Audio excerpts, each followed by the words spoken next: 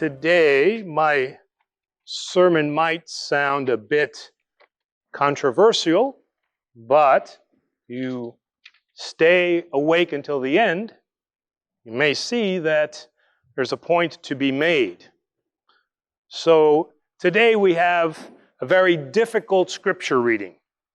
And that scripture reading is that we are not only to love one another and those who love us, but we are also supposed to love our enemies.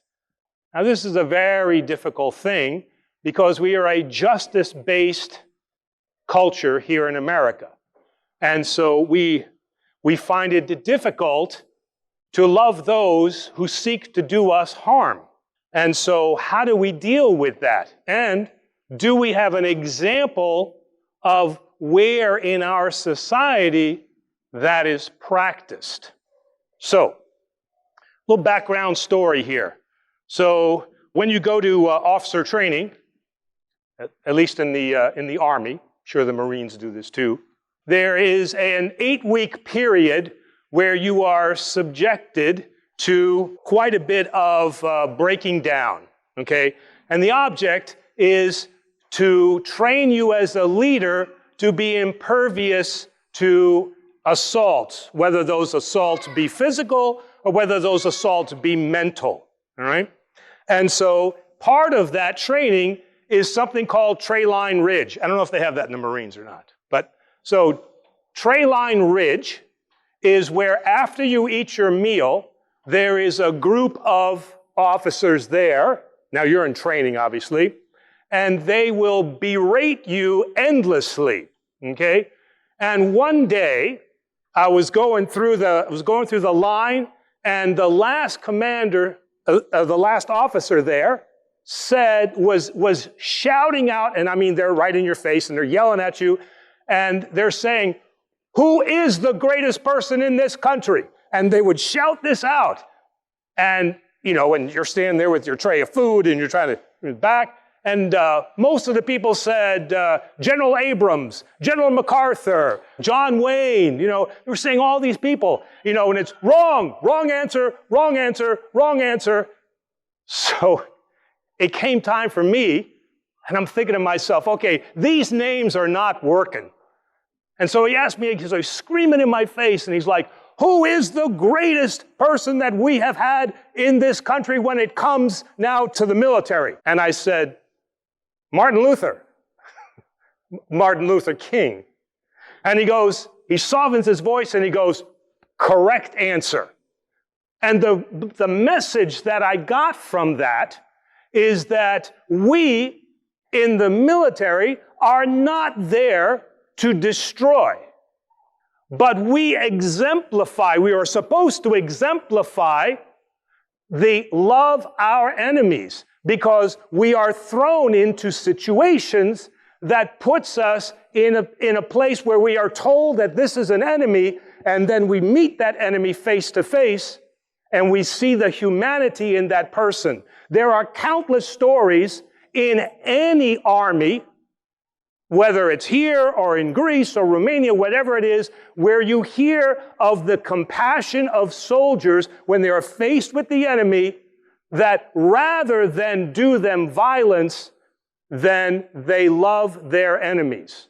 We have the same thing here in those that serve us, like the police, the fire department.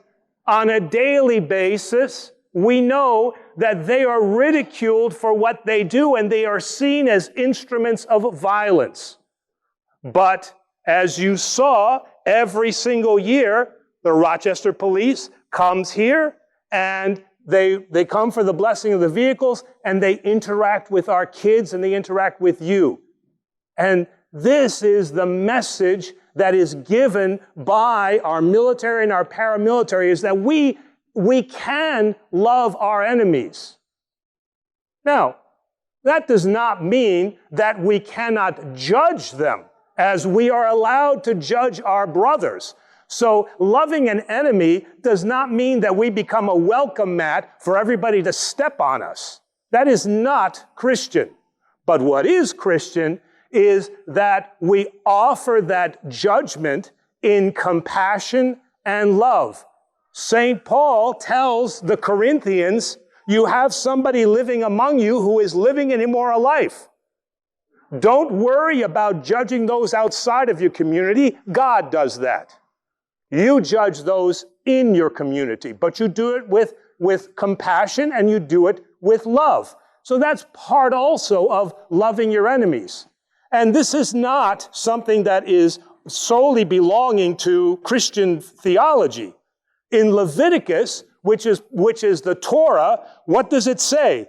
It says, you shall not hate your brother in your heart, but you shall reason with your neighbor, lest you bear the sin of him. Do not take vengeance or bear any grudges against the sons of your own people.